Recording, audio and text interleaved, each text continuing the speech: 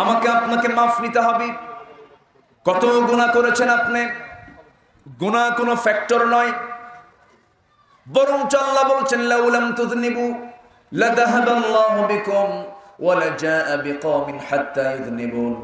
ও বান্দা, তুমি যদি গুনাহ না করো এই দুনিয়াতে এসে তাহলে আমি তোমাকে দুনিয়া থেকে মিটাইয়া দিয়া এমন কিছু জাতি দুনিয়াতে পাঠাবো যারা গুনাহ করবে, চোখের পানি ফেলে ফেলে কাঁদবে, আমি তাকে মাফ করে দেব। তাহলে আজকে থেকে গুনাহ শুরু করি আমরা, এরকম কিছু নাকি? এর মানে এরকম নয় গুনাহ হবে আমার, কিন্তু আল্লাহর কাছে রোনা জারি করে বলতে হবে, আল্লাহ হঠাৎ করে গুনাহটা করে ফেলেছে, আল্লাহ তুমি আমাকে মাফ করে দাও। আল্লাহ বলছেন, বান্দা যদি তুমি বড় বড় গুনাহগুলোকে ছাড়তে পারো, ইনতাজতানিবু কাবাইরা মা তুনহাউনা আনহু নুকাফির আনকুম সাইয়্যাতিকুম, বড় বড় গুনাহগুলোকে যদি তোমার নিজের জীবন থেকে মাইনাস করে ফেলো, তোমার ছোট ছোট গুনাহ আমি আল্লাহ নজরই দেব না, মাফ করে আমি তোমাকে সম্মানজনক জান্নাত দিয়ে দেব। এখন প্রশ্ন হলো, কাবাইর বড় বড় গুনাহগুলো কি একটু জানার দরকার আছে না নাই? এক নাম্বার বড় গুনাহ হলো শিরকের গুনাহ। কিসের গুনাহ বলেন? নাম্বার 2 হলো মুনাফিকি করা। মুনাফিক তো আমার দেশে নাই। এই মুনাফিক আমার দেশে আছে? মুনাফিক আছে? মুনাফিক চিনবেন কেমনে বলেন? মুনাফিকও তো মুনাফিক চেনে না। মুনাফিক চেনার কিছু লক্ষণ রাসূল দেখিয়ে দিয়েছেন। এক নাম্বার চরিত্র হলো মুনাফিক যখন কথা কয় মিথ্যা কথা কয়। আমার দেশে তো মিথ্যুক লোক নাই বললেই চলে। মিথ্যা কথা বলে আছে, মিথ্যা কথা বলার লোক আছে। তাহলে এটা কিসের আলামত? বলুন কিসের আলামত? এই পৃথিবীতে একজন মানুষের মুখ থেকে একটা মিথ্যা কথা কোনোদিন বের হয় নাই। তিনি কে? মুহাম্মদ সাল্লাল্লাহু। আর সেই রাসূলকে নেতার আসনে না রেখে যারা অন্য কোনো ব্যক্তিকে নেতার আসনে রাখে, তারা কোনোদিন পৃথিবীতে সুখী হতে পারে না। আমার ভাইয়েরা, আল্লাহ রাব্বুল আলামিন এই বিশাল আকাশ বানিয়েছেন, বিস্তৃত জমিন বানিয়েছেন। এরপরে আল্লাহ তাআলা সাবআতু আবহুর, 7 সমুদ্র তিনি বানিয়েছেন। সেই মহান রব এই দুনিয়াতে শ্রেষ্ঠ সৃষ্টি হিসাবে আমাকে আপনাকে দুনিয়াতে পাঠালেন। সেই আকাশের মালিক, সেই জমিনের মালিক এই দুনিয়াতে আমি আসার সঙ্গে সঙ্গেই সংবিধানটাও দিয়ে দিয়েছেন, জীবন চলার পথও দিয়ে দিয়েছেন। সে আদম থেকে শুরু করে নিয়ে আমার রাসূল পর্যন্ত যত আম্বিয়া কেরাম এসেছেন, সবার একমাত্র দিন, সংবিধান, একমাত্র জীবন বিধানটা ছিল ইসলাম। কি ছিল বলেন? ইসলাম। আমাদের জীবন বিধানের নাম কি? আরো জোরে, আরো জোরে। তাহলে ইসলাম আজকের না আগের? ইসলাম আজকের না আগের? পৃথিবীর প্রথম মানুষকে বলেন কে? তাকে আল্লাহ তাআলা বানিয়েছেন, বানিয়ে রেখেছেন কোথায়? কোথায় রেখেছিলেন? আচ্ছা, একা ভালো লাগলো না, তার জীবন সঙ্গিনী আল্লাহ তাআলা দিলেন। আগে পুরুষ সৃষ্টি না মহিলা সৃষ্টি? পুরুষ। পুরুষের বাম পাজরের হাড় থেকে আল্লাহ তাআলা বানালেন আমার আম্মা হাওয়া আলাইহিস সালাতু ওয়াস সালামকে। এই দুজনই থেকে গেলেন জান্নাতে। জান্নাতের খাবার খেয়েছেন তারা। তাহলে আমাদের বাপ দাদা খাইছে কিসের খাবার? আসতে বলে কিসের খাবার? জান্নাতের খাবার তারা খেয়েছেন। আমরা, আমাদের ব্যাকগ্রাউন্ড হলো আমরা জান্নাতের মানুষ। আমরা জান্নাত থেকে দুনিয়াতে এসেছি। যেদিন তিনি দুনিয়াতে এসেছেন সেই দিনই ইসলাম এসেছে। আল্লাহু আকবার বলুন। তাহলে ইসলাম পৃথিবীতে একমাত্র দিন যেটা, যেদিন মানুষ পৃথিবীতে এসেছে সেই দিন ইসলাম এসেছে। ইসলাম কার? আসতে বলবেন না কার? যদি কেউ বলে ইসলাম ধর্মের প্রবর্তক মুহাম্মদ সাল্লাল্লাহু আলাইহি সাল্লাম, এটা কুফরি কথা, এটা ভুল কথা। ইসলাম ধর্মের প্রবর্তন পৃথিবীর কোনো মানুষ করে না। ইসলাম ধর্মের প্রবর্তক রাসূল নন। ইসলাম কারো বাবার নয়। ইসলাম কার? আসতে বলবেন ইসলাম কার? ইন্নাদ দীনা ইনদাল্লাহিল ইসলাম। এটা অনেকে বোঝে না, না বুঝে বলে ইসলাম ধর্মের প্রবর্তক মুহাম্মদ। না, এটা ভুল কথা। রাসূল হচ্ছেন আমার আল্লাহর প্রেরিত। তিনি হচ্ছেন বান্দা। আগে আগে কি? বান্দা এবং কি? রাসূল। বান্দা এবং রাসূল, আগে বান্দা, আগে কি? আশহাদু আন্না ওয়া আশহাদু আন্না মুহাম্মাদান আবদুহু অরসুলহু, আগে বান্দা এরপরে রসুল। আমরা কি বান্দা, কিন্তু রসুল না। রসুল হচ্ছেন সিলেক্টেড, ইলেক্টেড না, নির্বাচিত না, সিলেক্টেড। আল্লাহ যাকে নির্ধারণ করেছেন তিনি রসুল। তিনি হচ্ছেন সর্বশেষ নবী, আমার নবী মুহাম্মদ সাল্লাল্লাহু আলাইহি ওয়াসাল্লাম। আমার ভাইয়েরা, সেই ইসলামটা আল্লাহ রাব্বুল আলামিন আমাকে আপনাকে দিয়েছেন। ইসলাম মানলে পরে শান্তি, ইসলাম না মানলে অশান্তি। আজকে গোটা দুনিয়াতে 228টি দেশ আছে, এর মধ্যে 56টি হলো মুসলিম রাষ্ট্র। শুধু মুসলিম রাষ্ট্র কেন, গোটা পৃথিবীর কোন রাষ্ট্রে কি শান্তির কোনো বাতাস আছে নাকি? আসতে বলবেন না, আছে নাকি? রাশিয়া মারতেছে কারে? কাকে মারে? সেই ইউক্রেনে মারার অ্যাকশন আমার দেশে আছে না নাই? তেলের দাম কমছে না বাড়ছে? তাহলে গোটা পৃথিবীটা একটা পরিবার। কোন পরিবারে আগুন লাগলে সে আগুন গোটা দুনিয়া জুড়ে ছড়ে যায়। ইউক্রেনে যুদ্ধ শুরু হলো, গোটা পৃথিবীর সকল কিছু ওলট পালট হয়ে গেল। ইংল্যান্ডের দিকে তাকান, অর্থনৈতিক অবস্থার ধস নেমেছে। গোটা পৃথিবীর দিকে তাকান, এলোমেলো হয়ে যাচ্ছে। কেন? এই অশান্তির মূল কারণ হলো এই আকাশ যিনি বানিয়েছেন সেই আকাশের মালিকের আইন কানুন না মেনে চলা। আইন মেনে চলতে হবে কার? সূর্য কার কথায় চলে? সূর্যটা কত দূরে? 3 মাইল। ওই পাড়া কত দূরে? 9,30,00,000 মাইল অনুমান। এটা অনুমান। 9,30,00,000 মাইল দূরে হচ্ছে সূর্য। 228টি দেশকে আলোকিত করে। কয়টা সূর্য? একটা সূর্য। সূর্যটা পৃথিবী থেকে 13 লক্ষ গুণ বড়। মনে হয় বড় কম হয়েছে নাকি? কেউ তো সুবহানাল্লাহ জোরে বলেন না। জোরে বলেন সুবহানাল্লাহ। আচ্ছা, বেটেল জুইস নামে একটা তারকা আছে। রাতের বেলা তারা দেখা যায় না? বেটেল জুইস নামে একটা তারকা আছে, যে তারকা এই সূর্যের চাইতে, এই যে চটপাটওয়ালা সূর্য, কি তাপ দেখেন, মনে হয় কাল কি বানায় দিছে আল্লাহ। কোটি কোটি বছর এই সূর্যের বয়স। এই সূর্যের চাইতে বেটেল জুইস নামে একটা তারকা আছে, যা সূর্যের চেয়ে 33 কোটি গুণ বড়। কত কোটি? 33 কোটি গুণ বড় একটা তারা। আচ্ছা, এরকম প্রক্সিমা সেন্টারাই নামক তারকা, আলফা সেন্টারাই নামক তারকা, বেটেল জুইস, এরকম 500 বিলিয়ন, মিলিয়ন না, 500 বিলিয়ন তারকা নিয়ে এক একটা গ্যালাক্সি আছে মহাকাশে। আর গ্যালাক্সি একটা নয়, মহাকাশে রয়েছে এরকম কোটি কোটি গ্যালাক্সি। জোরে বলি সুবহানাল্লাহ। আচ্ছা, এই কি আমি আকাশের কথা বললাম না মহাশূন্যের কথা বললাম? আকাশ তো আরো দূরে, আকাশ তো আরো দূরে, দূর দিগন্তে আকাশ, নীল আকাশ। আবার সে আকাশ এক আকাশ না, এ তো প্রথম আকাশ। এরপরে আছে আবার এই মহাশূন্য, আবার দ্বিতীয় আকাশ, আবার আছে মহাশূন্য, আবার তৃতীয় আকাশ, আবার আছে মহাশূন্য। এখন আরেকটা বিষয়, সেটা হলো দ্বিতীয় আকাশটি কি আকাশের মতোই? না।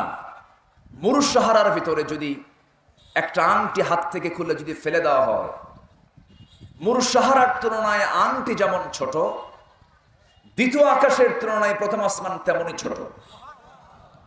জোরে বলে সুবহানাল্লাহ।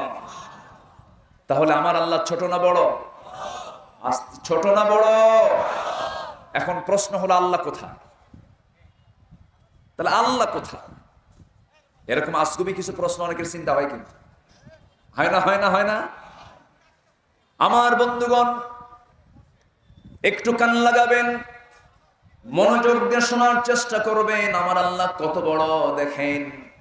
সেই প্রথম আসমান, দ্বিতীয় আসমান, তৃতীয় আসমান, চতুর্থ আসমান তার চেয়ে বড়, পঞ্চম আসমান, ষষ্ঠ আসমানে রয়েছে একটা সীমান্ত এরিয়া, সেটার নাম হলো ইনদা সিদরাতিল মুনতাহা। সীমান্ত এরিয়া সিদরাতুল মুনতাহা সেখানে আছে। সেই সিদরাতুল মুনতাহায় গিয়ে আমার নবীজি মিরাজের সময় জিবরিল আমিনকে সঙ্গে করে নিয়ে সিদরাতুল মুনতাহা পর্যন্ত গিয়েছিলেন। যাওয়ার পর জিবরিল আমিন বলেছিলেন, ইয়া রাসূলুল্লাহ, এটা হলো সীমান্ত বর্ডার, আমি আর পার হতে পারবো না, আমার পক্ষে যাওয়া সম্ভব নয়। আপনি এখন একা যাবেন, আপনার জন্য স্পেশাল ফ্লাইট চলে আসবে। আমার নবীকে সেখান থেকে আবার নতুন করে ফ্লাইটে করে ষষ্ঠ আকাশ পার করে সপ্তম আকাশ পার করে আরশ আজিমের এরিয়ায় না হলো আল্লাহ তাআলার এই আরশ আজিমের উপরেই হচ্ছে মহান আল্লাহ তাআলার আরশে কুরসি। ওয়াসিআ কুরসিয়ুহুস সামাওয়াতি ওয়াল আরদ। এখন প্রশ্ন হলো, আল্লাহ কোথায়? আর রহমানু আলাল আরশি ইস্তাওয়া। আমার আল্লাহ হলেন ওই সাত আকাশ পেরিয়ে আরশ আজিমের উপরে এসে আরশে কুরসিতে সমাসীন। জোরে বলে সুবহানাল্লাহ। আল্লাহকে শুধু উপরে না, অনেক উপরে, শুধু উপরে না, সবার উপরে। সাব্বিহ ইসমা রাব্বিকাল, বলেন সাব্বিহ ইসমা রাব্বিকাল আলা, সবার উপরে। তাহলে দেখেন কোথায় ব্যাটেল জুইস, প্রক্সিমা সেন্টারাই, সব কিছু পেরিয়ে আল্লাহ তাআলা সবার উপরে আছেন। পৃথিবীর সবচেয়ে নিকটতম তারকা হলো প্রক্সিমা সেন্টারাই। এখানে যেতে যদি কেউ ইচ্ছা পোষণ করে, প্রেজেন্ট ওয়ার্ল্ডের সবচেয়ে বড় দ্রুতগামী একটা যানবাহন আছে, যার নাম হচ্ছে অ্যাপোলো 11, যার সেকেন্ডের গতি হলো 11 কিলোমিটার, মিনিটের গতি হলো 660 কিলোমিটার, ঘন্টার গতি হলো 39,000 কিলোমিটার। যদি কেউ এই গতিতে অ্যাপোলো 11-এ চড়ে যদি প্রক্সিমা সেন্টারে যেতে চায়, তার সময় লেগে যাবে অ্যাপোলো 11-এ চড়ে 1,15,000 বছর। যাবেন? যাওয়া সম্ভব? যাওয়া সম্ভব? সেই বিশাল আকাশের মালিক তিনি কে? সে আল্লাহর নাম নিতে অনেকে লজ্জা পায়। এরকম কিছু পাবলিক আমার দেশে আছে না নাই? আল্লাহু আকবার, নারায়ে তাকবীর এই স্লোগান কোন দলের স্লোগান নয়, এই স্লোগান হচ্ছে গোটা মুসলিম জাতির স্লোগান।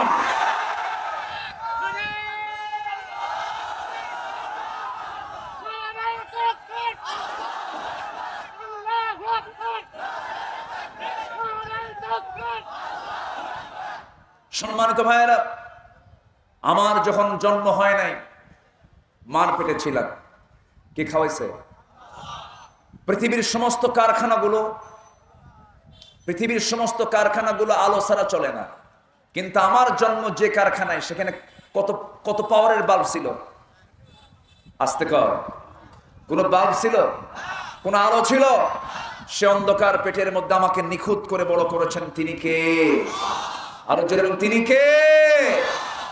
সেই নিকষ কালো ঘন অন্ধকার সুরক্ষিত জায়গা থেকে, ফি কারারিম মাকিন, সেই জায়গা থেকে আল্লাহ তাআলা আমাকে তার সিস্টেম মতো অপারেশন করে আল্লাহ তাআলা মার পেট থেকে আমাকে দুনিয়াতে পাঠালেন। মা সঙ্গে সঙ্গে ডাক দিলেন, ছেলের বাবা আসো নাকি? ডান কিনা আজান দাও। আসতে কোন কেন? ঠিক কিনা? প্রত্যেক মুসলমানের জন্মের সময় ডান কানে কি দেওয়া হয়েছে? আজানের প্রথম শব্দ কি? আরো জোরে, আরো জোরে। আচ্ছা, এরপর মসজিদের মাইকে যখন আওয়াজ শুরু হয়, প্রথম আওয়াজটা কি? নামাজ যখন শুরু হয়, তার প্রথম আওয়াজটা কি? তাহলে আজানে আল্লাহু আকবার, নামাজে আল্লাহু আকবার, জন্মে আল্লাহু আকবার। আবার যখন মরে যাব, মোট কয়টা তাকবীর হয়? কয়টা? 4টা তাকবীর দিয়ে জানাজার সেই মাইয়িতের জন্য জানাজায় দোয়া করা হয়। সম্মানিত ভাইয়েরা, সম্মানিত বন্ধুগণ, জন্মে লাগলো, আজানে লাগলো, নামাজে লাগলো আল্লাহু আকবার, মরার পরেও লাগে। যারা সমাজ জীবনে আল্লাহু আকবারকে অচল করতে চায়, ওদের জানাজা না দিয়া কুত্তা বিলাইয়ের মতো বিদায় করা দরকার। রাজি আছেন কারা কারা? হাত উঁচু করে দেখা।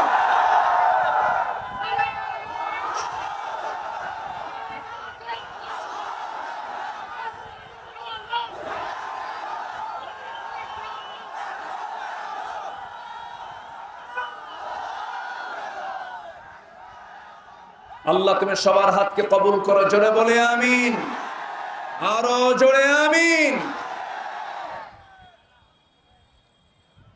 উপজেলার নাম কি? পীর পীর হতে হবে,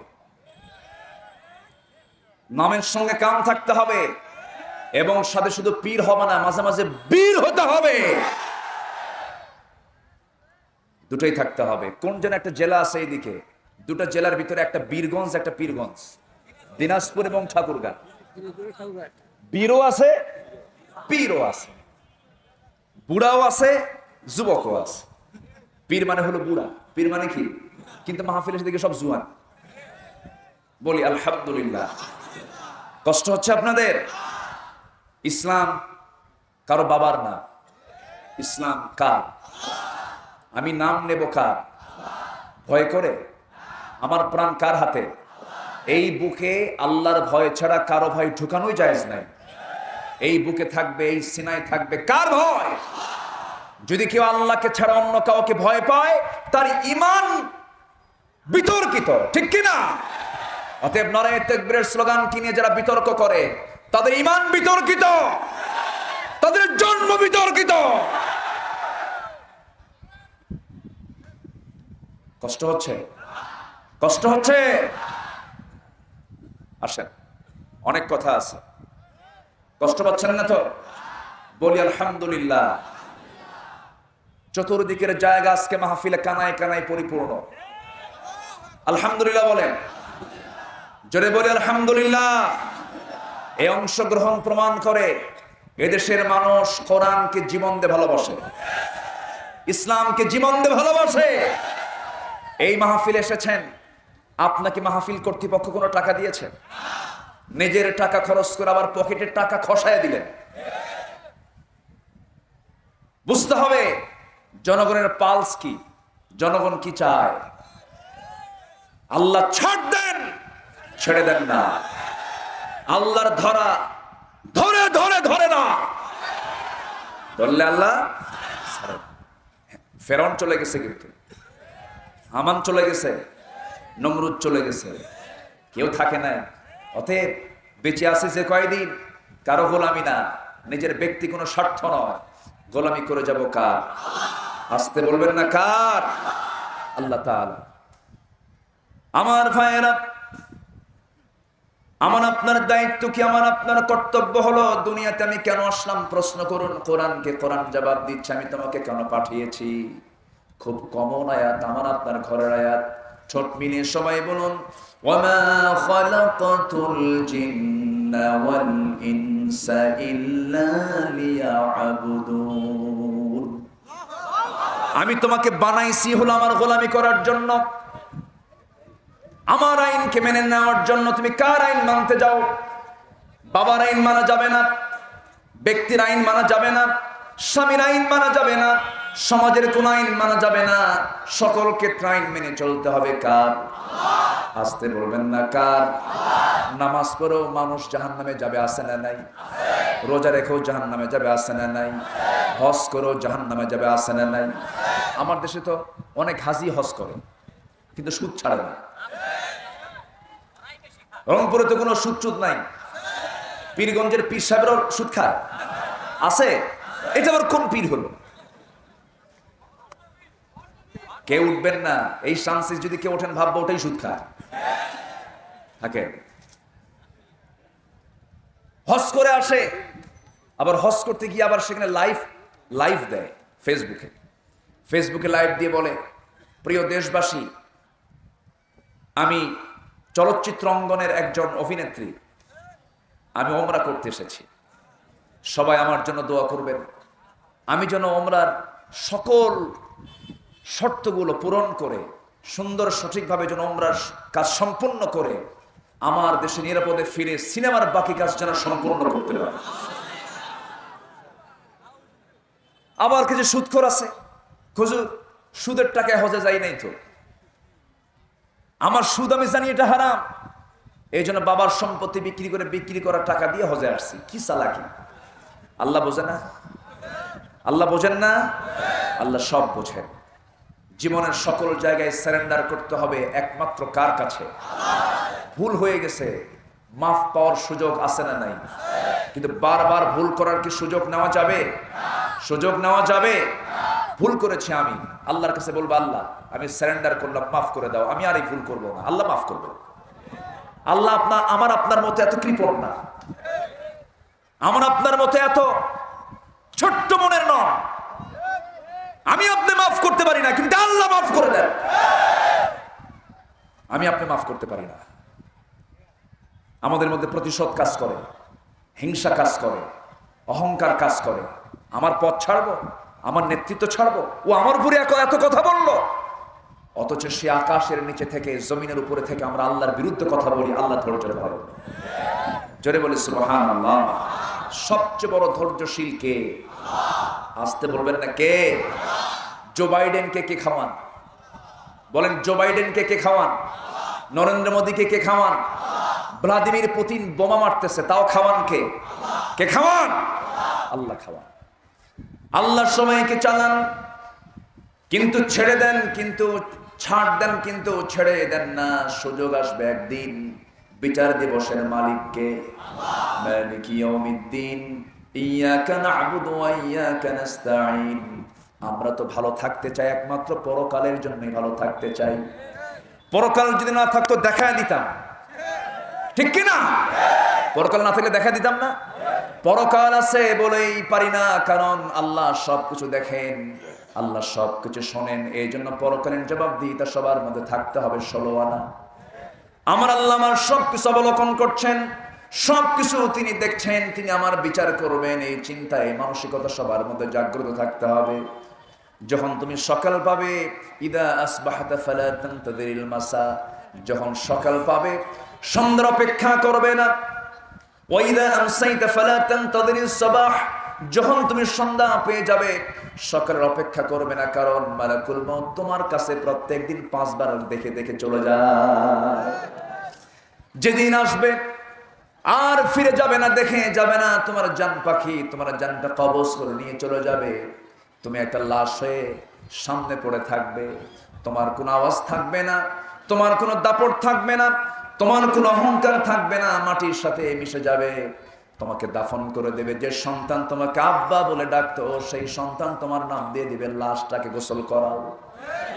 তোমার সন্তানও তোমাকে আব্বা বলবে না, তোমার ভাই তোমাকে আব্বা বলবে না। প্রত্যেকের মুখ থেকে মৃত্যুবরণ করার সঙ্গে সঙ্গে তার নাম বলে ফেলবে, লাশটাকে গোসল করাও, লাশটাকে দাফন দিয়ে দাও, লাশটাকে জানাজা দিয়ে দাও। আমার মরার সঙ্গে সঙ্গে আমার নামটা হবে চেয়ারম্যান, মন্ত্রী না লাশ? কি হবে? লাশ।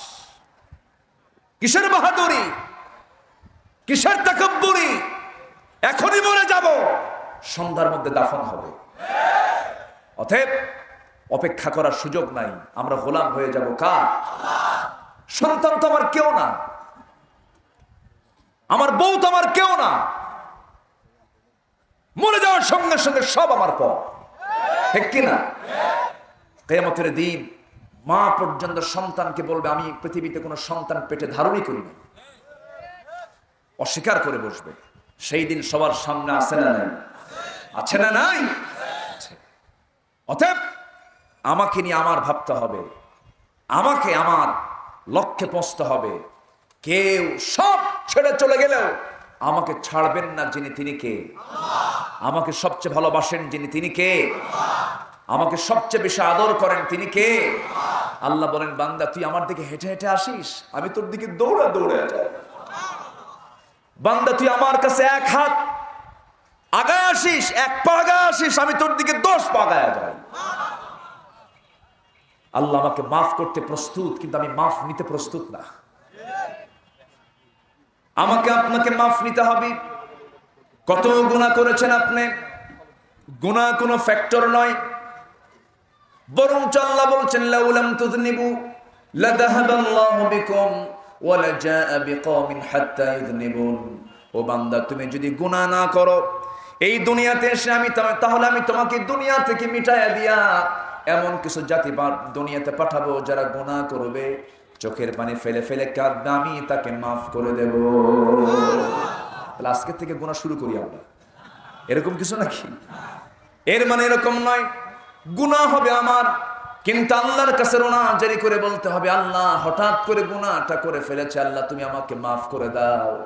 আল্লাহ বলছেন, বান্দা যদি তুমি বড় বড় গুনাহগুলোকে ছাড়তে পারো, ইন তাজতানিবু কাবাইরা মা তুনহাউনা আনহু নুকাফির আনকুম সাইয়্যাতিকুম, বড় বড় গুনাহগুলোকে যদি তোমার নিজের জীবন থেকে মাইনাস করে ফেলো, তোমার ছোট ছোট গুনাহ আমি আল্লাহ নজরই দেব না, মাফ করে আমি তোমাকে সম্মানজনক জান্নাত দিয়ে দেব। এখন প্রশ্ন হলো, কাবাইর বড় বড় গুনাহগুলো কি একটু জানার দরকার আছে না নাই? 1 নাম্বার বড় গুনাহ হলো শিরকের গুনাহ। কিসের গুনাহ বলেন? নাম্বার 2 হলো মুনাফিকি করা। মুনাফিক তো আমার দেশে নাই। এই মুনাফিক আমার দেশে আছে? মুনাফিক আছে? মুনাফিক চিনবেন কেমনে বলেন? মুনাফিকও তো মুনাফিক চেনে না। মুনাফিক চেনার কিছু লক্ষণ রাসূল দেখিয়ে দিয়েছেন। 1 নাম্বার চরিত্র হলো মুনাফিক যখন কথা কয় মিথ্যা কথা কয়। আমার দেশে তো মিথ্যুক লোক নাই বললেই চলে। মিথ্যা কথা বলে আছে, মিথ্যা কথা বলার লোক আছে। তাহলে এটা কিসের আলামত? বলুন কিসের আলামত? এই পৃথিবীতে একজন মানুষের মুখ থেকে একটা মিথ্যা কথা কোনোদিন বের হয় নাই। তিনি কে? মুহাম্মদ সাল্লাল্লাহু।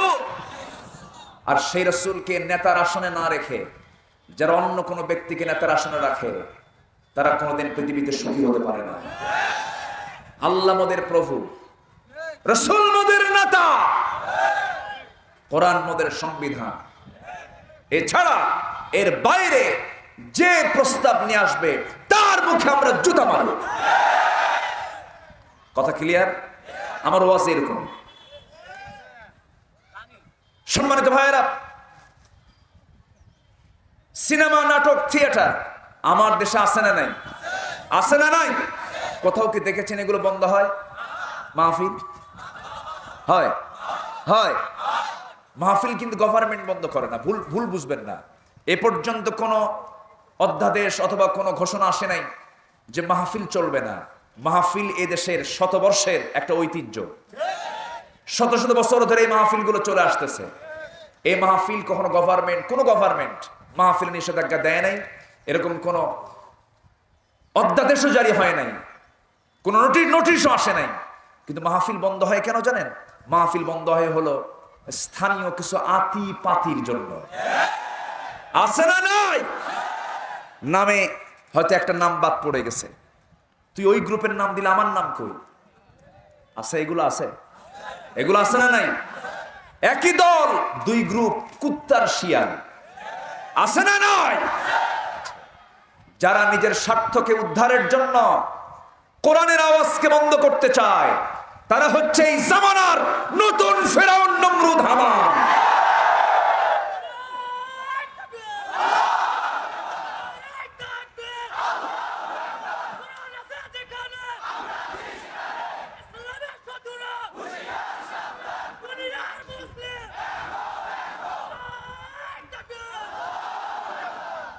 বলি আলহামদুলিল্লাহ। ভালো চালু হবে, মন্দ বন্ধ হবে। ভালো কি হবে? মন্দ কি হবে? মন্দ বন্ধ, ভালো চালু। আল্লাহ কবুল করুন। জোরে বলি আমিন। আমার দিকে তাকান। আজকের এই মাহফিল আমার প্রিয় শাহিন ভাই অত্যন্ত দূরদর্শিতা নিয়ে এই মাহফিলটা তিনি বাস্তবায়ন করছেন। আল্লাহ তুমি তার এই মহতি উদ্যোগকে তুমি আল্লাহ কবুল করে নাও। আমার মিলন ভাইকে তুমি আল্লাহ কবুল করে নাও। আমার দিকে তাকান।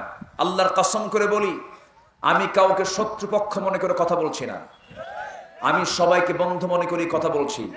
কিন্তু আমার বক্তৃতা সুদখোরের ভালো লাগবে না, জেনাকারের ভালো লাগবে না, যারা দুনিয়ার আইনকে বিশ্বাস করে তাদের কাছে ভালো লাগবে না।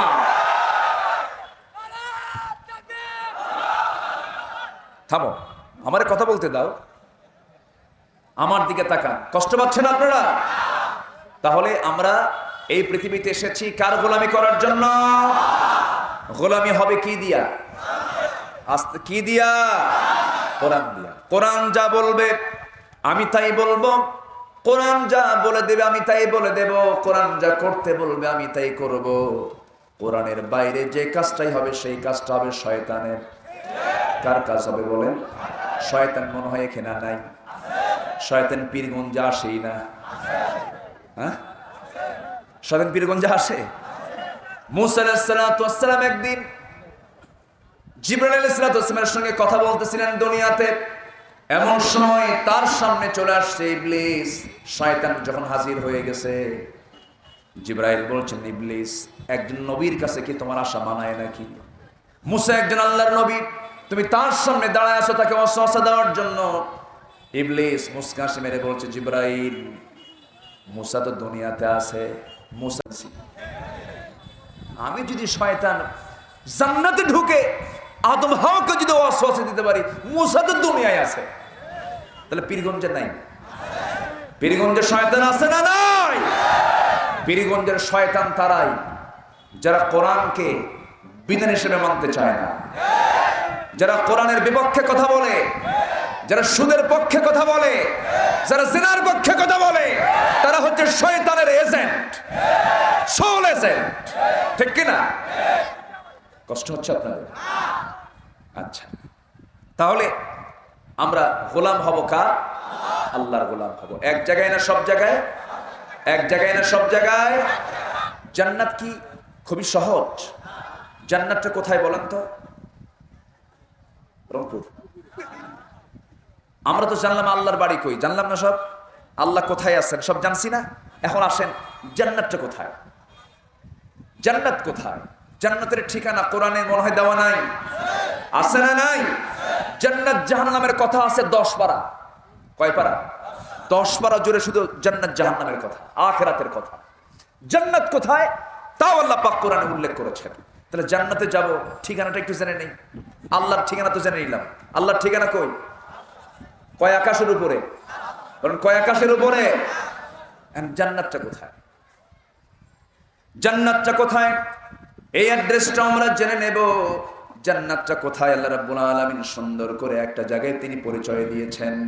এই পৃথিবীতে একজন নারী ছিলেন, যে নারীর মৃত্যুটা হয়েছে, শাহাদাত হয়েছে তার স্বামীর হাতে। এমন নির্মম ভাবে তাকে দুনিয়া থেকে বিদায় করা হয়েছে। স্বামী ছিল কাফের, বউটাই মুসলমান হয়েছিলেন, ইসলাম ধর্ম গ্রহণ করেছিলেন। স্বামী তাকে প্রস্তাব দিয়ে হারাতে পারে নাই। শেষ পর্যন্ত স্বামী করলো কি? সে ছিল রাষ্ট্রপ্রধান, রাষ্ট্রীয়ভাবে তাকে হত্যা পর্যন্ত করে ফেললো। সেই মহিলার নামটা কি? মহিলার নাম কি? আসিয়া আলাইহিস সালাতু ওয়াস সালাম যে সমাজের মানুষ ছিলেন, তার স্বামী ছিল একজন রাজা। রাজার বউ কি? রাজার বউ কি? পাওয়ারফুল কে? বলেন পাওয়ারফুল কে? এই আপনার বাড়িতে পাওয়ার খাটায় কে বেশি? রানী ছাড়া রাজা চলে? রানী ছাড়া রাজা চলে না। চেয়ারম্যানের কত পাওয়ার থাকে? চেয়ারম্যানের বড় পাওয়ার তো চেয়ারম্যানের বইয়ে।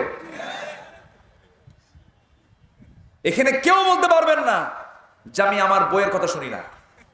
যে কয় বইয়ের কথা শুনি না, ওর বই নেই। কথা কি বুঝতেছেন? এক রাজা প্রজাদের মাঝে ঘোষণা করেছে, যে প্রজা বইয়ের কথা শোনে না তাকে একটা করে ঘোড়া দেওয়া হবে।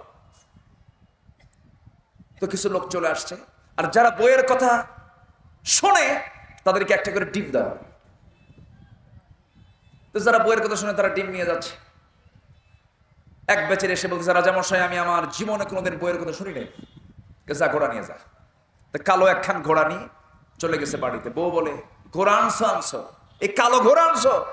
লাল ঘোড়া নাই? আবার ঘোড়া নিয়ে চলে গেছে। গিয়ে বলতেছে, রাজামশাই, এই ঘোড়া তো আমি নেবো না। কেন? লাল ঘোড়া দরকার। কেন? কে কি কইছে? বউ বললো কালো হবে না, লাল নিয়ে। রাজা কয়, ঘোড়া থুইয়া ডিম নিয়ে যা। কি কথা বোঝা গেল? কিন্তু দেশের দেখলো রাজা অধিকাংশ লোকই বইয়ের কথা শোনে, সবাই বইয়ের কথা শোনে। বাড়িতে আসছে, বাড়িতে রানীর সঙ্গে কথা বলতে বলতে বলতেছে, রানী বলে, শোনো, তুমি যে একটা অফার দিয়েছো জনগণের মাঝে, তো যারা বইয়ের কথা শোনে তারা তো ঠকে যাচ্ছে। অতএব তুমি ডিম না দিয়া 5 কেজি করে চাউল দিয়ে দাও। আচ্ছা, তাই তো, তোমার পরামর্শ খারাপ না তো। চলে আসছে, উজিরদের সঙ্গে বৈঠক করতে নিয়ে বলতেছে, শোনো, ডিম না দিয়া 5 কেজি করে চাউল দাও। কেন এই সিদ্ধান্ত? কেন? কে দিল? আমার বউ দিয়ে দিল। রাজা শুনলো কার কথা? রানীর কথা। কে না শোনে? সবাই শোনে। অতএব রানীর পাওয়ার কি কম? কম না। কিন্তু সারা জীবন ফেরাউন আসিয়াকে সম্মান করেছে, শুনেছে কথা। তাদের দাম্পত্যময় জীবনে কোনো কলহ ছিল না, গন্ডগোল ছিল না। কিন্তু যখন আসিয়ার কাছে যখন দিনটা চলে আসলো, ইসলাম যখন চলে আসলো, শুধু কিতাবটা ভিন্ন কিন্তু ইসলামের কনসেপ্ট মূলত এক। আদমের ইসলাম, নূহের ইসলাম, ইব্রাহিমের ইসলাম, ইউনূসের ইসলাম, সকল নবীর ইসলাম দুই না এক? দুই না এক? কিতাব ভিন্ন কিন্তু সমস্ত কথাগুলো এক। যখন মুসার তাওরাত কিতাব যখন তিনি পেলেন, মুসার তাওরাত কিতাব পড়ার সঙ্গে সঙ্গে আসিয়া বলে ফেললেন, লা ইলাহা ইল্লাল্লাহু মুসা কালিমুল্লাহ। কালিমা পড়ে মুসলমান হয়ে গেলেন, দিন গ্রহণ করে ফেললেন। সঙ্গে সঙ্গে ফেরাউন বলে ফেলল, আসিয়া কি যেন শুনলাম, তুমি আমার রাজরানীর মর্যাদা নিয়ে আছো, আমি তোমাকে কত সম্মান দিয়েছি, মর্যাদা দিয়েছি, তুমি নাকি ইসলাম মুসার দিন নাকি গ্রহণ করেছো, কতটুকু সত্য? তিনি মুস্কি হাসি মেরে বলছেন, আমার স্বামী, আমি আপনাকে সম্মান করি, আমি আপনাকে শ্রদ্ধা করি, তবে হ্যাঁ আপনি একটা ভুল কথা বলেছেন। সেই ভুল কথা হলো, দিন তো মুসার না, ইসলাম তো মুসার না, দিনটা কার? ইসলামটা কার? আমি আল্লাহর দিনকে গ্রহণ করে নিয়েছি, মুসা আল্লাহর পয়গম্বর। সঙ্গে সঙ্গে ফেরাউন বলল, আসিয়া শোনো, আমি তোমাকে কোনোদিন আমার হাতের দ্বারা একটা প্রহার করি নাই, তোমাকে কোনো কটু কথাও বলি নাই, কিন্তু আজকে তুমি যে সিদ্ধান্ত নিয়েছো, এই সিদ্ধান্ত যদি চেঞ্জ না করো, আমার আসল রূপ তোমাকে দেখাবো, আমি শক্ত হয়ে যাব, আমি তোমাকে শেষ করে ফেলবো। আসিয়া মুস্কি হাসি মেরে বলছেন, আমার স্বামী, আমিও আপনাকে একটা কথা জানিয়ে দিতে চাই শ্রদ্ধাকে সামনে রেখে, সেটা হলো সকল কিছু ছাড়বো কিন্তু আমার আল্লাহকে ছাড়বো না। সকল কিছু ছাড়বো, আল্লাহর দিনকে আমি কখনো ছেড়ে দেব না। আমার স্বামী, আপনি আমার প্রতি অত্যাচারের মাত্রা যত বাড়াইয়া দিবেন, আমার ঈমান তত মজবুত হয়ে যাবে। আমি হাসতে হাসতে দুনিয়ার দিকে বিদায় নিয়ে নেব, কিন্তু আমি বাতিলদের মাথা নত করব না। সঙ্গে সঙ্গে ফেরাউন করলো কি, বিশাল ফ্যামিলি ক্রাইসিসে পড়ে গেল, পারিবারিক সংকটে পড়ে গেল। বউটা হয়ে গেছে অন্য দলের। ফেরাউনের তো টেনশনের শেষ নাই। মন্ত্রী পরিষদকে জরুরিভাবে ডাকলো, হামান পরামর্শ দিল, যদি আপনার বউ আপনার দল ছেড়ে যদি অন্যদিকে চলে যায়, আপনি টিকতে পারবেন না, অতএব এখনই শুরুতেই তাকে দুনিয়া থেকে বিদায় করে দিতে হবে। ফেরাউন বলল, তাই নাকি? ঠিক আছে, আমি তাই করব। হামানদের পরামর্শ নিয়ে জল্লাদকে রেডি করে ফেললো। জল্লাদ তাকে করাত দিয়ে চিরে 2 টুকরা করে শেষ করে ফেলবে। শেষবারের মতো তাকে প্রস্তাব দেওয়া হলো, ও আসিয়া, এখনো সময় আছে, তুমি কি করবে বলো। তিনি মুস্কি হাসি মেরে বলছেন, আমার স্বামী, আপনি আমাকে কি করবেন জানি না, তবে আমার আল্লাহ আমার নাকের মধ্যে জান্নাতের ঘ্রাণ ঢুকাইয়া দিয়েছেন। জোরে বলেন সুবহানাল্লাহ, আরো জোরে বলেন সুবহানাল্লাহ। আসিয়া আলাইহিস সালাতু ওয়াস সালাম স্বামীর এরকম কঠিন আচরণ তিনি লক্ষ্য করলেন। জল্লাদ সামনে রেডি হয়ে গেল, 2 হাত 2 পা বেঁধে ফেলে দিল। শেষবারের মতো তাকে বলে ফেলল, আসিয়া, আমার সংসার কত সুন্দর সুখের সংসার, এখনো সময় আছে, তুমি কি করবে বলো। আসিয়া বলছেন, আমার স্বামী, আমি আপনাকে একটা কথাই বলে দিয়েছি, আমি এর উপর আর কোনো কথা বলতে পারবো না, কারণ ঈমান ধ্বংস করে দুনিয়ার কোনো কাজ করতে আমি আসিয়া রাজি নই। আজকে দুনিয়ার কিছু মানুষ আছে ঈমান ধ্বংস, কিন্তু দুনিয়া আগে, ঠিক কি না? কিন্তু আসিয়া করলেন কি, ওই সময় তিনি প্রস্তুতি নিয়ে নিলেন, দুনিয়া থেকে বিদায় নেবেন যে কোনো মুহূর্তে। জল্লাদ তার মাথার উপরে করাত রেডি করে রেখেছে, তার আগ দিয়ে করলো কি, তার হাত কেটে ফেললো, তার পা কেটে ফেললো। বলো হলো, আসিয়া, এখনো সময় আছে, হাত ছাড়াও মানুষ চলতে পারে, পা ছাড়াও মানুষ চলতে পারে। আসিয়া আলাইহিস সালাতু ওয়াস সালাম এমন একটা অন্তিম মুহূর্তে তিনি পৌঁছে গেলেন, সেই সময় তিনি চুপ মেরে থাকলেন। করাত দিয়ে যখন চেরা হচ্ছিল, রক্তগুলো গড়ে গড়ে পড়ে, সেই সময় আসিয়ার মুখ থেকে একটা দোয়া বের হয়ে গেল। সেই দোয়াটা আল্লাহ তাআলা কোরআনের মতো কিতাবের মধ্যে সূরা তাহরিমের মধ্যে আল্লাহ তাআলা তুলে দিয়েছেন। কার দোয়া? কোরআন কার দোয়া বলেন? আসিয়ার দোয়া। ইমরাত ফিরাউন আসিয়া আলাইহিস সালাতু ওয়াস সালাম সেই অন্তিম সময় একটা দোয়া করলেন। কি দোয়া? রব্বি বিনিলি ইনদাকা বাইতান ফিল জান্নাহ ওয়ানাজ্জিনি মিন ফিরআউন ওয়া আমালিহি। আল্লাহ তাআলা তুমি আমার জন্য বানিয়ে দাও ইবনিলি, আমার জন্য বানায়া দাও ইনদাকা তোমার কাছে বাইতান একটা ঘর। জান্নাত থেকে একটা ঘর থাকবে নাকি? অসংখ্য ঘর থাকবে। তিনি শুধু চাইলেন, ও আল্লাহ তোমার কাছে একটা ঘর আমাকে বানায়া দাও ফিল জান্নাহ, জান্নাতের মধ্যে তোমার কাছে জান্নাতের মধ্যে একটা ছোট্ট ঘর দিয়ে দাও। এখন বলেন জান্নাত আল্লাহর বাড়ির চাইতে দূরে না কাছে? আসতে কয় কাছে না দূরে? খুবই কাছে। তাহলে এত লোভনীয় একটা জায়গা, সবার উপরে একটা জায়গার শাজমের আশেপাশে জান্নাতটা হয়ে যাবে। সেই জান্নাতের ক্লাস হচ্ছে আটটা ক্লাস, 8টা দরজা। এই 8টা দরজার মধ্যে 1 নম্বর দরজা হচ্ছে জান্নাতুল ফেরদাউস। এটা হচ্ছে আল্লাহ তাআলার সবচেয়ে শাজিমের কাছাকাছি। জোরে বলে সুবহানাল্লাহ। আল্লাহ তার পছন্দের বান্দাকে নিয়ে পাশাপাশি থাকতে চান। আমরা কার প্রতিবেশী হব? আস্তে কার প্রতিবেশী হব? এ সুদ খায়া, হ্যাঁ, দুনিয়া আইন মেনে। একটা মানুষ তার মুখে যতবার নেতার প্রশংসা করে ততবার যদি আল্লাহর প্রশংসা করতো সে জান্নাত পেয়ে যেত। ঠিক কিনা?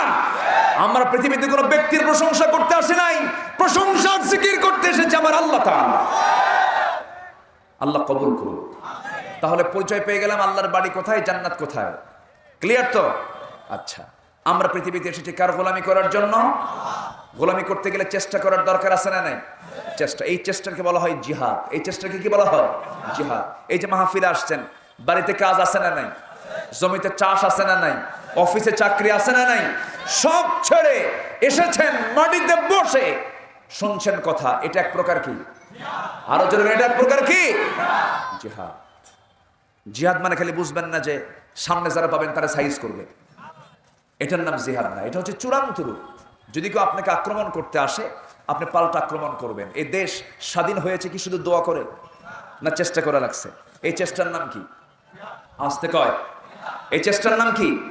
এবারের সংগ্রাম মানে কি? সংগ্রামের আরবি কি? আরো জোরে কোন? লক্ষ শহীদের রক্তের বিনিময়ে এই দেশ স্বাধীন হয়েছে। শুধু দিন কায়েমের, দেশ স্বাধীনের জন্য যদি লক্ষ লক্ষ জীবন দিতে হয়, দিন কায়েমের জন্য আরো লাখ লাখ জীবন দিতে প্রস্তুত আছেন কারা? হাত তুলে দেখেন মুসলমান।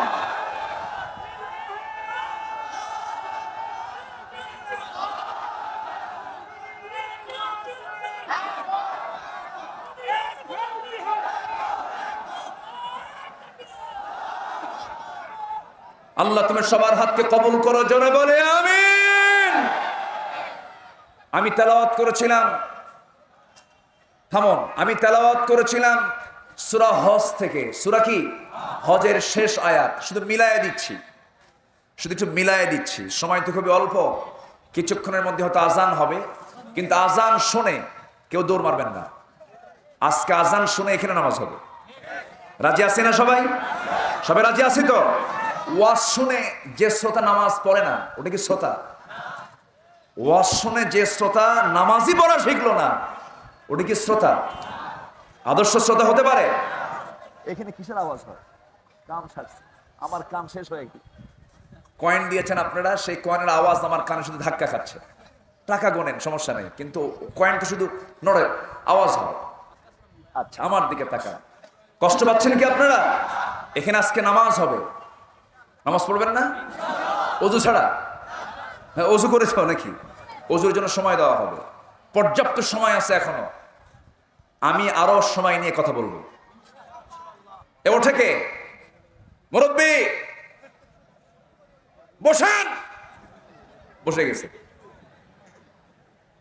বসেন। কেউ উঠবেন না। এত লোকের মাঝে আপনি একা উঠবেন, আপনাদের বড় আসামি হয়ে যাবে।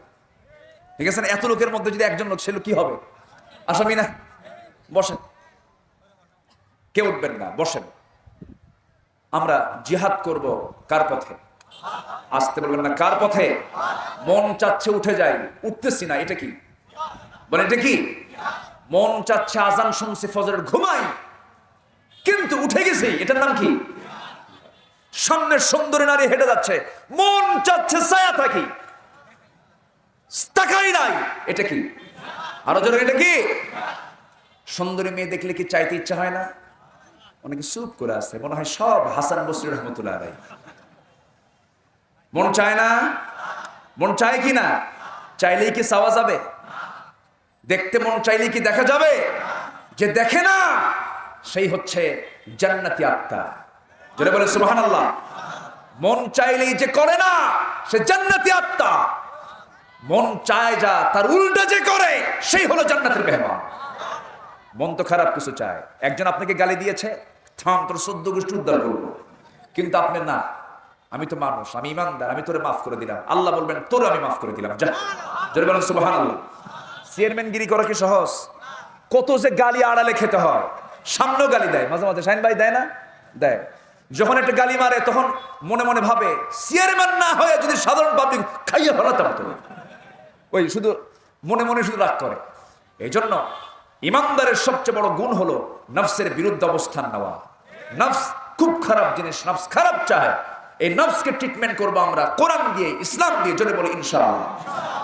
তাহলে আল মুজাহিদু মান জাহাদা নাফসাহ, প্রকৃত মুজাহিদ সেই যে তার নফসের বিরুদ্ধে অবস্থান নিতে পেরেছে, নফসের বিরুদ্ধে জিহাদ করতে পেরেছে।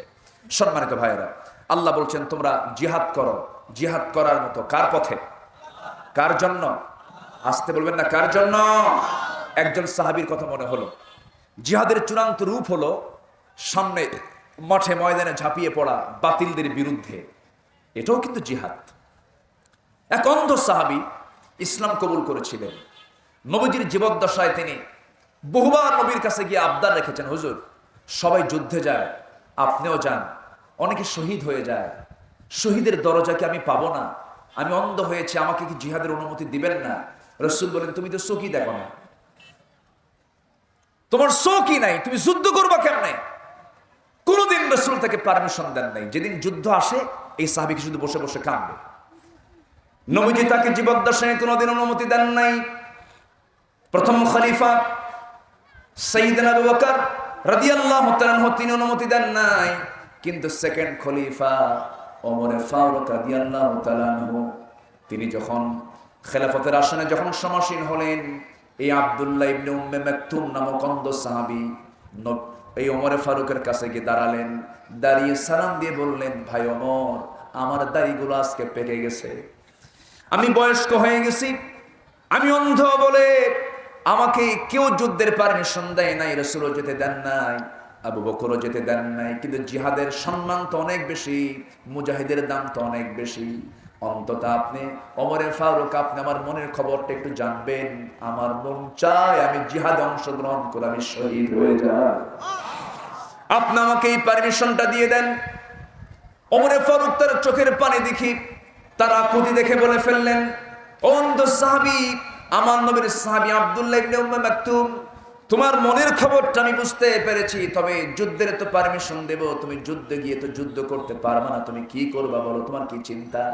এবার মুসকি হাসি মেরে বলছে, ওমরে ফারুক শোনো, আমার কাজটা হবে যুদ্ধের ময়দানে, সবাই তো যুদ্ধ করবে না, অন্তত কালিমার ঝান্ডা তো ধরার জন্য একজন লোক থাকবে, আমি তরবারি না ধরে কালিমার ঝান্ডা আমি সবার সামনে ধরে রাখবো, আমি কালিমার ঝান্ডা ধরে রাখবো, সমস্ত মুজাহিদরা যুদ্ধ করবে তরবারি দিয়া, আর আমি কালেমার পতাকা আমি পথ করে আকাশের দিকে উড্ডীন করে রাখবো ততক্ষণ পর্যন্ত যতক্ষণ না কাফেরদের তীর এসে আমার বুক না ভেদ করবে। আমি যখন রক্তাক্ত হয়ে জমিন থেকে বিদায় হয়ে যাব, শহীদের দরজা পেয়ে আমি আল্লাহর জান্নাতে চলে যাব। সাইয়েদনা ওমর ফারুক রাদিয়াল্লাহু তাআলা আনহু তাকে পারমিশন দিলেন। যাকে পারমিশন দেওয়া হলো সেই লোকটা কি ভালো চোখ না অন্ধ চোখ? ভালো চোখ না অন্ধ চোখ? জিহাদের কি গুরুত্ব আছে? ঝাঁপিয়ে পড়লেন যুদ্ধে, কালেমার ঝান্ডা হাতে নিলেন, বাতিল শক্তির একটা তীর এসে তার বক্ষভেদ করলো, শহীদ হয়ে গেলেন, জান্নাতের মেহমান হয়ে গেলেন। আল্লাহু আকবার বলে। জান্নাতে তো সস্তা নয়। ইসলাম কায়েমের জন্য শুধু মাদ্রাসার মসজিদ বানালেই ইসলাম কায়েম হবে না। আজ থেকে 10 বছর আগে দেশের মসজিদ মাদ্রাসা বেশি ছিল না কম ছিল? এখন কি? এখন কম না তার চেয়ে বেশি? মসজিদও বেশি, মাদ্রাসাও বেশি, আলেম ওলামাও বেশি, হাফেজ বেশি, সব বেড়ে গেছে, সব বেশি, সাথে সুদের কারবারও বেশি। জিনার কারবারও বেশি। এগুলো বন্ধ হবে শুধু মাদ্রাসা প্রতিষ্ঠা করে নয়, এগুলো বন্ধ করার জন্য প্রতিষ্ঠা করতে হবে সমাজে কিসের বিধান? আসতে বলবেন না, কিসের বিধান? এই কথা ততদিন পর্যন্ত বলে যাব যতক্ষণ পর্যন্ত আমার বুকে শক্তি আছে। এই কথা, এই হুকুম কার? আসতে বলবেন না, কার? আল্লাহ। যদি কোরআনের বিধান যদি সমাজে চালু হয়ে যায়, ওমরের মতো লোক দায়িত্ব পালন করবে, আবু বকরের মতো মানুষগুলো সমাজ চালাবে, সে জায়গায় কোনো ক্রাইম থাকবে না, দুর্নীতি থাকবে না, দুই নম্বরই থাকবে না। আজকে যে কোনো অফিসে আপনি কাজ করতে যাবেন, ঘুষের কারবার তো নাই বললেই চলে। আসতে বলেন, কোনো আছে না? নাই। কোন জায়গায় দুর্নীতি ছাড়া আমরা কিছুই করতে পারি না, কিন্তু কোরআন যখন সমাজে চালু হয়ে যাবে, সেই জায়গায় কোনো প্রকার ক্রাইম থাকবে না, দুর্নীতি থাকবে না। আমার বন্ধুগণ, ওমরে ফারুক যখন তিনি শাসক হলেন, এমন একজন ব্যক্তি, কি সূক্ষ্মতার চিন্তা ছিল। ব্যক্তিগত জীবনের দুইটা ঘটনা আমার মনে পড়ে গেল। ওমরে ফারুক করলেন কি, একদিন রাষ্ট্রের তহবিল থেকে, রাষ্ট্রের সম্পদ থেকে কিছু মধু তিনি নিয়ে আসলেন। সেই মধুগুলো নিয়ে সেই স্ত্রীকে বলছেন, স্ত্রী, এই মধুগুলো আমার আশেপাশের যত প্রতিবেশী আছে সবার বাড়িতে বাড়িতে সমান করে মধুগুলো ভাগ করে দিয়ে দাও। এক বোতল মধু নিয়ে আসলেন। সেই মধুটা স্ত্রী হাতে দিয়ে বলেন, স্ত্রী, আমার মধুটা সুন্দর করে ভাগ করো, এই কয়েকটা বাড়িতে দিতে হবে। সঙ্গে সঙ্গে ওমরে ফারুক বলছেন, ওমরে ফারুকের কথা শুনেই তার স্ত্রী যখন ভাগের দায়িত্ব শুরু করছেন, ভাগের দায়িত্ব যখন পালন করছিলেন, তৎক্ষণাৎ আবার ওমরে ফারুক বলছেন, আমার স্ত্রী, তোমাকে এই দায়িত্ব আমি পালন করতে দেব না, তুমি আমাকে মধুর বোতলটা দিয়ে দাও। মধুর বোতলটা হাতের মধ্যে নিলেন, আস্তে করে পাশের বাড়ির প্রতিবেশীর ঘরে গিয়ে বললেন, ও প্রতিবেশী, তুমি এই মধুটা ভাগ করো। এতগুলো ভাগ, এতগুলো বাড়ির জন্য এতগুলো ভাগ তোমাকে করতে হবে। ভাগ টাগ করে নিয়ে সবার বাড়িতে পৌঁছে দিয়া নিজের অংশটুকু বাড়িতে নিয়ে যখন চলে আসছেন, তখন স্ত্রীর দিকে তাকায় দেখেন চোখটা এরকম বড় হয়ে গেছে। চোখ যখন এরকম বড় হয়ে গেছে, তিনি বলছেন, আমার স্ত্রী, তুমি আমার উপর রাগ করলা কেন? বউ বলে, তুমি আপনি আমারে বিশ্বাস করেন না, আপনি আমারে বিশ্বাস করেন না কেন? কি হয়েছে? আপনি আমাকে মধু ভাগ করার দায়িত্ব দিয়ে আবার মধুর বোতল টেনে নিলেন কেন? আমি কি বেশি করে নেব নাকি? ওমরে ফারুক বলছেন, আমার স্ত্রী, মন খারাপ করো না, আমি তোমাকে সন্দেহ করি নাই, তবে আমি নিশ্চিন্ত ছিলাম না, কারণ আমার মধ্যে একটু সন্দেহ কাজ করছিল। আমার বন্ধুগণ, ওমরের মতো মানুষকে ধমকাচ্ছেন স্ত্রী, স্বামী স্ত্রীর মধ্যে দ্বন্দ্ব কি লাগে না? আসতে কয়, দ্বন্দ্ব লাগে না? আপনাদের লাগে? আসতে কয়, লাগে কিনা বলেন? চোখ বড় করে না বউরা? হ্যাঁ, পীরগঞ্জের বউরা চোখ বড় করে না স্বামীর উপরে? করে, করে, মাঝে মাঝে করে। মানুষ তো, মানুষ যদি হয় চোখ তো বড় করবেই। চোখ বড় করলে আপনি কি চোখ আরো বড় করবেন গরুর মতো? এই জায়গায় একজন চোখ বড় করবে, আরেকজন চোখ ঠান্ডা রাখবে, একজন রাখবে আরেকজন হাসবে। এটা ইসলাম, বলি আলহামদুলিল্লাহ। ওমরের মতো লোকের সামনে বউ চোখ বড় করে অভিমান করে রাগ করে কথা বলতেছে, তিনি মুচকে হাসি মারলেন, যেরকম সুবহানাল্লাহ। বাড়ি তো বাড়ি, এই জায়গায় কোনো দাপট চলবে না, এই জায়গায় চলবে মায়া, মোহাব্বত, ভালোবাসা, যেরকম সুবহানাল্লাহ। আমার বন্ধুগণ, ওমরে ফারুকের মতো লোক, তিনি একদিন সামনে কোথায় যেন যাচ্ছিলেন, এক লোক এসে বলতেছে, ওমর, একটা কথা, একটা বিচার নিয়ে আসছে। কি? আমার বাড়িতে আমার স্ত্রীর সঙ্গে দারুণ গন্ডগোল, এই গন্ডগোল কেউ ফয়সালা করতে পারতেছে না, আপনি একটু ফয়সালা করে দেন। তিনি বলতেছেন, তুমি এমন লোকের কাছে আসছো বিচার চাইতে, আমার বাড়িতে আমার বউয়ের সঙ্গে গন্ডগোল। সুবহানাল্লাহ বলবেন না? এখন বিচার প্রার্থী মুস্কি মুস্কি হাসে আর কয়, যার কাছে বিচার চাইতে আসলাম তার মধ্যেই তো ভূত, আমার ভূত তাড়াবে কে? পরক্ষণে বলতেছে, আপনি যদি ফয়সালা না করেন তাহলে ফয়সালা করবেটাকে? তিনি বলছেন, শোনো, আমার বউ আমাকে অনেক কিছু বলে, এই কান দিয়ে শুনি, এই কান দিয়ে বের করে দিই, যাও তুমিও শোনো, তুমি বের করে দাও। জোরে বলি সুবহানাল্লাহ। কি সুন্দর ফয়সালা দিল ওমরে ফারুক। সে ওমরে ফারুক বলছেন, আমার স্ত্রী, তোমাকে আমি মধু ভাগ করতে দিয়েছিলাম বটে, কিন্তু দেওয়ার সময় আমি অতটুকু মনে মনে চিন্তা করি নাই, সিনসিয়ার হই নাই, কিন্তু পরক্ষণে আমার একটা বিষয়ে চিন্তা হলো, মধু তো হলো পানীয় জিনিস, তরল জিনিস, লিকুইড জিনিস। তুমি যখন ভাগ করতে যাবে, এক বোতল থেকে আরেক বোতলে যখন তুলতে যাবে, কিছু মধু তোমার হাতের সঙ্গে লেগে যাবে। এই অংশটুকু তোমার হাতের সঙ্গে যে লেগে গেল, এই অংশটুকুর ভাগ তুমি কেমন করে করবে? এইটুকু অংশ তো বেশি পড়ে যাবে। আমার অংশে এতটুকু এক ফোঁটা মধু আমার ভাগে বেশি করুক, আমি এটা চাই নাই মনে করে ভাগের দায়িত্ব আমি অন্যজনকে দিয়ে দিয়েছি। জোরে বলি সুবহানাল্লাহ। এটার নাম কি? এটাই হলো কোরআনের চেতনা। এটা কিসের চেতনা? কোরআন। ওমর ফারুক রাদিয়াল্লাহু তাআলা আনহু বাড়ির জন্য পানির প্রয়োজনে কূপের কাছে গিয়ে এক কলসি পানি তুললেন। এক কলসি পানি তুলে তিনি মাথায় বহন করে আনতেছেন। এমন সময় একজন প্রশ্নকারী লোক এসে তার সামনে দাঁড়ায় গেল, বলছে আমার কিছু প্রশ্ন ছিল। তিনি বললেন কি প্রশ্ন বলো? মাথায় কলসি রাখলে কি কথা বলা যায় নাকি? ঠিক আছে, আমি মাথা থেকে কলসি নামাচ্ছি। কলসিটা তিনি জমিনে না রাখে তিনি হাঁটুতে রাখলেন। হাঁটুতে রাখার সঙ্গে সঙ্গে লোকটা বলছে মাথায় রাখার চাইতে হাঁটুতে কলসি রাখা তো আরো কঠিন ব্যাপার। পানি সহ কলসি আপনি মাটিতে রাখেন না কেন? তিনি বলছেন শোনো, এই কলসি যদি মাটিতে রাখি, কলসির তলাটা হলো ভিজা, জমিনটা হলো শুকনা। এই জমিনের কিছু মাটি কলসির তলার ভিজা তলার সঙ্গে লেগে যাবে। ওই মাটি যদি আমি আমার সঙ্গে করে কলসির সাথে নিয়ে চলে যাই, এই জমিনওয়ালা হাসরের ময়দানে আমার বিরুদ্ধে মামলা দেবে। এটা জোরে বলে সুবহানাল্লাহ। কিসের তলায়? কয় মণ মাটি? হ্যাঁ, এমন সেন্স তাদের মধ্যে ছিল। কিন্তু আজকে আমাদের সমাজে এমন কিছু নেতা আছে, শুধু মাটি দখল না, জায়গা সুদ্ধা দখল, বাড়ির সুদ্ধা দখল। আছে না নাই? আমার এক বন্ধুর বাড়ি, বন্ধুর জায়গা ঢাকাতে, সে ইউরোপে থাকে। 10 বছর পরে এসে দেখে তার জায়গার উপর একটা বিল্ডিং উঠছে 3 তলা। তো সে খোঁজ নিয়ে ভাবলো যে কে বিল্ডিং বানালো। তার কাছে গিয়ে বলছে ভাই, আমার জায়গা, আমার কবলা করার সম্পত্তি আপনি বাড়ি করলেন, আপনি আমাকে বললেন না তো। ভাইজান কত তো সত্যি, জায়গা আপনার হতে পারে, বাড়ি তো আমার। এই কথা কি বুঝতেছেন? বিল্ডিং তো আমার, জায়গা আপনার হোক, সমস্যা নেই। বিল্ডিং কি আপনি বানাইছেন? বিল্ডিং তো আমি বানাইছি। কথা কি বোঝা যায়? কথা বোঝা যায়? এগুলো কি ইমানদার না মুনাফিক? ইমানদার না মুনাফিক? ইমানদার না ফাসিক? ইমানদার না জালেম? যাদের হাতে সম্পদ নিরাপদ নয়, তারা হচ্ছে সমাজের সবচেয়ে বড় শত্রু। তারা ওমর ফারুক যখন শাসক হননি, ওমর ফারুকের আগের শাসককে বলেন কে? আবু বকর সিদ্দিক রাদিয়াল্লাহু তাআলা আনহু। তিনি কি করতেন জানেন?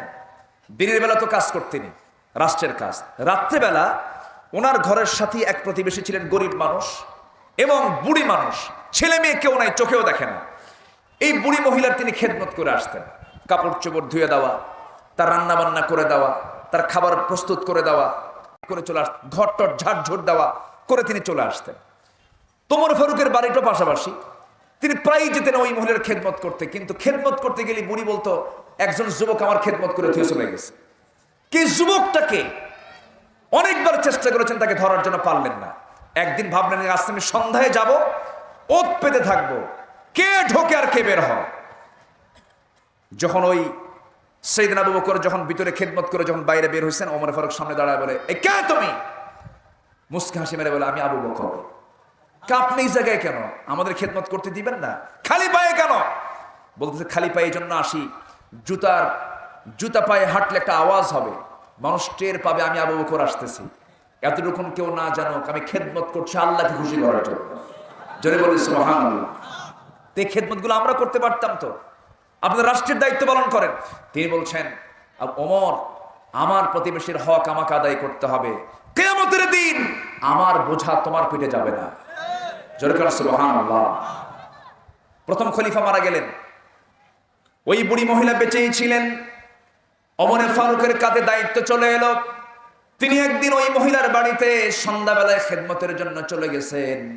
চলে যাওয়ার পর তার সমস্ত সেবা শুশ্রূষা করে তার সামনে খেজুরগুলো দিয়ে রেখেছেন। খেজুরগুলো হাতে নিয়েছেন বুড়ি মানুষ। বুড়ি মহিলা খেজুরগুলো হাতের মধ্যে নিয়ে যখন খেজুরের মধ্যে বিচে দেখলেন, বিচে দেখে বলতেছেন ও যুবক, আগে যে আমাকে খেদমত করে যেত সেই লোকটা মনে হয় দুনিয়াতে বেঁচে নাই। কেন, কি হয়েছে? ওই যুবক যখন আমার খেদমত করতে আসতো, সে শুধু আমাকে খেজুরই দিত না, খেজুরগুলোর ভিতর থেকে বিচিগুলো সরায় ফেলে দিয়া খেজুরটা মুখের মধ্যে তুলে আমাকে খাওয়ায় দিত। ওমর ফারুক কাঁদতে কাঁদতে বলছেন আল্লাহ, ও আল্লাহ, আমি চাইছিলাম আবু বকরের মতো সমান সমান কাজ করতে যাব, কিন্তু পারলাম না। আল্লাহ, তুমি আমার আবু বকরকে উত্তম জান্নাতের মেহমান বানায়া দিও। সুবহানাল্লাহ।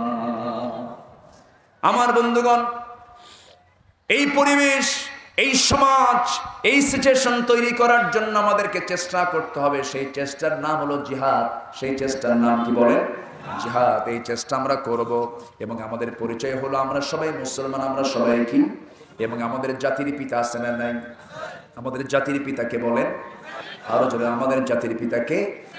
সূরা হজের ৭৮ নম্বর আয়াত সম্পূর্ণ খোলা আছে। তোমাদের জাতির পিতা হলো মিল্লাতা আবিকুম ইব্রাহিম হুয়া সাম্মাকুমুল মুসলিমিন। তোমাদের আব্বা হলেন ইব্রাহিম, তিনি মুসলমানদের অন্তর্ভুক্ত ছিলেন। এবং এই অতএব তোমাদের কি কাজ হবে? তোমাদের জন্য আরো কিছু কাজ আছে। জিহাদ তো করবেই, তার পাশাপাশি তোমাদের কাজ করতে হবে। ফাকিমুস সালাহ ওয়া আতুস যাকাহ, নামাজ কায়েম করবে, যাকাত আদায় করবে। এরপরে ওয়াতাসিমু বিল্লাহ, আল্লাহর রশিকে তোমরা শক্ত করে ধরবে, আল্লাহর দ্বীনকে তোমরা শক্ত করে ধরবে। আল্লাহর দ্বীনকে পরাজিত করবে না বিজয়ী করবে? আস্তে পরাজিত না বিজয়ী, বিজয়ী করবে। এই কয়েকটা কাজ যদি তুমি করতে পারো, আল্লাহ বলছেন বান্দারে এই কাজের আঞ্জাম যদি দাও, হুয়া মাওলাকুম, আল্লাহ তোমাদের ওলি হয়ে যাবেন, অভিভাবক হয়ে যাবেন। ফানিআমাল মাওলা ওয়া নিআমান নাসির, কতই না উত্তম তিনি সাহায্যকারী এবং ওলি। অতএব সে আল্লাহর সাহায্য পাওয়ার জন্য আমাদের দায়িত্ব পালন করতে হবে। কার হুকুম? আসতে বলবেন না, কার হুকুম? নামাজ কায়েমের দরকার আছে না নাই? যাকাত কায়েমের দরকার আছে না নাই? আল্লাহ তুমি সমস্ত কাজের আঞ্জাম দেওয়ার তৌফিক সবাইকে দিয়ে দাও। জোরে বলে আমিন। সবাইকে 5 ওয়াক্ত নামাজ পড়ি। 5 ওয়াক্ত নামাজ আজকে থেকে ছাড়বেন না। কারা কারা একটু হাত তুলে দেখান। জোরে বলি ইয়া আল্লাহ। আরো জোরে বলি ইয়া আল্লাহ। আমাদেরকে 5 ওয়াক্ত সালাত আদায় করার তৌফিক তুমি আল্লাহ দিয়া দাও। জোরে বলি আমিন। আর আল্লাহুম্মা রব্বানা যালামনা আনফুসানা ওয়া ইল্লাম তাগফির লানা ওয়া তারহামনা লানাকুনান্না মিনাল খাসিরিন। আল্লাহ তাআলা গধূলি বেলা মিষ্টি বিকেলে হাজার হাজার মুসলমান নরনারীকে নিয়ে তোমার কালামের একটা আয়াতকে সামনে রেখে জিহাদের তাৎপর্য এবং দাসত্ব শীর্ষক কিছু আলোচনা করার চেষ্টা করেছি। তোমার শাহী দরবারে কাঙ্গাল ভিখারির মতো দুটো হাত পেতে আছে। আল্লাহ, গুনার দিকে নজর দিও না, বান্দা মনে করে তামাম জীবনের গুনাহগুলোকে মাফ করে দাও। জনম দুঃখিনী মা, জনম দুঃখী বাপজান যারা চলে গেলেন, জিন্দেগির গুনাহগুলো মাফ করে দাও, কবরগুলোকে জান্নাতের টুকরা বানায় দাও। অনেকে আলোচনা শেষ করে বাড়ি ফিরে যাব, আব্বা আম্মাকে দেখতে পাবো না। ছেলে মেয়ে সবাই আছে, কিন্তু আব্বা আম্মা নাই রে।